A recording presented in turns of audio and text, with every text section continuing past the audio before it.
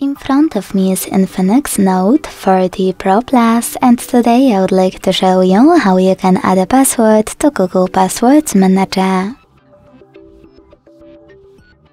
Begin by opening Settings and scrolling all the way down to access users and accounts.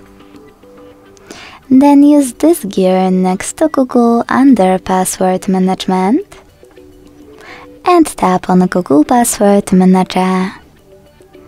Now it's time to select passwords at the bottom left corner and tap on Add Password over here.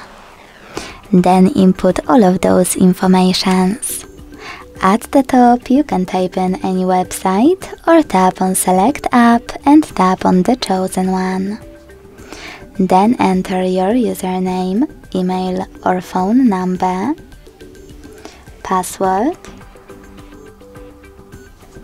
and even take some helpful notes. When you finish, hit save at the top right corner. As you can see, after that, my password was successfully added. Thanks so much for watching. If you enjoyed this video, leave a like, comment and subscribe. Bye!